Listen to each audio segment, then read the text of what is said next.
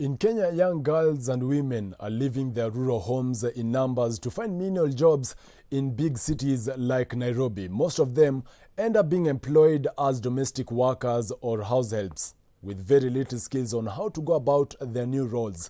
In a special feature tonight, our reporter Robert Ouma files the tales and the silent tears of these house helps living with the regrets encountered in their lines of duty. Take a look.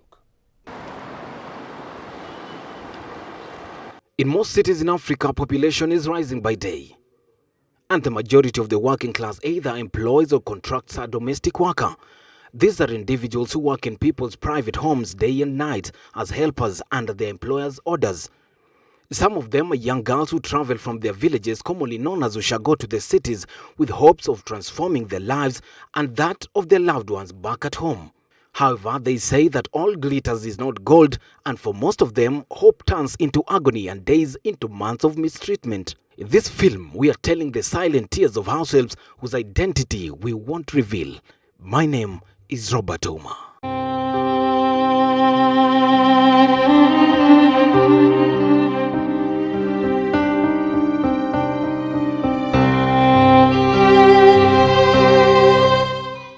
This is Betty, a firstborn in the family of 6 raised by a single mother. Poverty has forced her out of their rural home in Kisii to Nairobi to fend for her helpless family. Wazazi walituacha tukiwa wadogo. So nimelelewa na single mother. Sasa challenges ilikuwa ndugu zangu wasome, maisha haikuwa mazuri vile. Mama alikuwa apitia mambo mingi. Upande wa kusomesha, school fees, rent, tulikuwa tunaishi kwa rental ikakuwa shida. So nikaamua afadhali niache masomo. Niende mjini, nikatafute kazi, nisaidie ndugu zangu. At least hao wafike mbele. The situation is not different for Molly, this 20-year-old orphan lady. Kwetu sisi tuko wawili, hatuna wazazi, ikabidi nikuje nifanye hii job, bro wangu aende shule. Jude is a mother of 1. She's struggling to make ends meet to find a life for her 10-year-old son. Watoto wangu niliachia mama yangu ndio niweze kukuja. Juu hata naye baba yangu alikufanga. Sasa imebidi niache watoto huko ndio hata mimi nikuje nitafute kitu. Juu hata naye mama yangu hana uwezo. Sasa sikuwa na otherwise. Some of these girls and women say that they get these jobs from their friends, strangers or even relatives who later cut off communication with them. Sasa ilibidi nikajipata tu natafuta. Nikakutana na mama mmoja akaniambia kuna mtu anahitaji msichana wa kazi. Then nikaanza kazi, tukafanya vizuri, lakini wakati wa kwanza wiki ya kwanza ya pili alikuwa mzuri. Lakini ilifika wakati alianza kubadilika. Auntie yangu ndiye aliniconnect. Na anajua uko huko size ya anajua niko huko. Namwambianga shida napitia, ananiambia nitulie juu sina pale pa kwenda nifanye kazi, niangalie life ya bro wangu venye itakuwa. Some of them live in slums, marred by crime, and they are forced to bear the cold mornings and late nights to beat time. Only the fortunate ones find a space in their employers' homes. It is estimated that 1 million domestic workers are in Nairobi alone.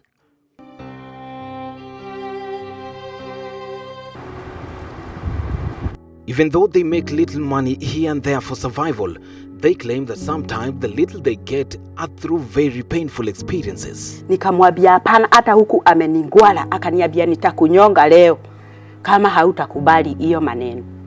Wasi nilifika wakati hata inabidi akitoka, ikiwezekana anifunge aniache nje.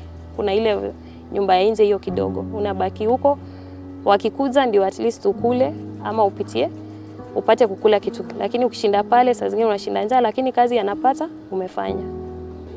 Juu tumeishi tukiteseka, sasa ikabidi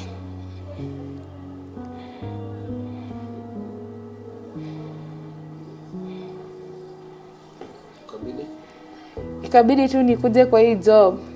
Kwa tena sometime inabidi natamani kuacha hii kazi juu baba wa hii nyumba sometime anakuja anakuambia bibi yake amtosheleshi kimapenzi, wa bibi yake amechapa. So sasa mimi sometimes najiuliza kama bibi yake amemtumia amemfanya hivyo, pia mimi atanifanyia the same thing, anitumia niache.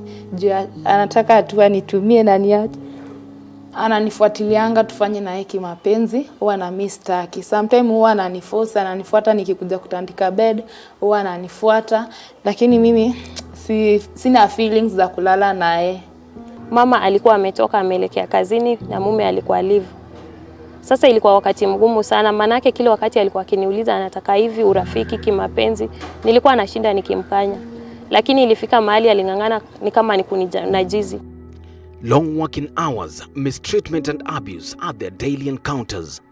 Na mimi sasa ikifika siwezi amka saa 10 na nilale saa 5 na akatae na pesa yangu. Hata huyo mtoto naweza enda na yeye anitafute na yeye hata. Nimwambie kama hautanipea pesa yangu hakuna mtoto. Vitu zingine hata zinafanyikaga tu juu ya hawa mama kubeba wafanyikazi vibaya. Juu hakuna vile unaweza fanyia mtu kazi yote, alafu tena ikifika ni malipo hakuna. Si utabeba huyo mtoto na uende na yeye. Utaenda na yeye kama hata hautamuua, lakini utaenda na yeye. Mimi ndio mwenye kupika na mimi ndio mwenye kuserve. Vyakula yote yenye ilibaki ilipelekwa kwa fridge. Pale nilianza kujiuliza nitaishi aje? Unafanya mema, unashughulika, lakini maisha si mazuri, maisha ni magumu. Nilipitia challenges hadi nikatamani nitoke kwa hiyo nyumba, basi singeweza kutoka. Manake nikitazama nyuma nilikotoka, sina makao kule, sina amani, mama yohitaji msaada. Ndugu wanahitaji kusaidika, but inabidi tu navumilia pale. 83% of domestic workers in Kenya are paid below the minimum wage rate required.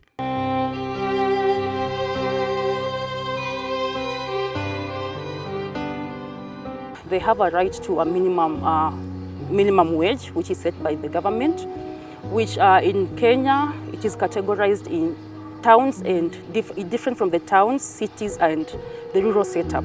So if you're coming to work within the cities of Kenya, which is Nairobi, Kisumu, and Mombasa, your salary minimum should be 13,572 shillings. If you're working in the towns, then this should be 12,572 shillings. But if you're working in the rural setup, then that is going to be 7,000 and something on top. In the recent past, cases of domestic workers assaulting or abusing their bosses' children have reportedly been on the rise in the country. But who is to blame? Mimi kwangu naona ni mzazi, ni mwajiri. Kwa vile labda ni mkali na mfanyakazi, hataki kumuelewa, hataki kumsikia, hampi freedom of speech, freedom ya kujiexpress, lazima atakuwa mkali. Lazima atakuwa na ile hasira na atakuficha hata kuambia kwa vile wewe hauko free na yeye. Hata kuambia ni nini inamsumbua. Sasa itakuwa build up.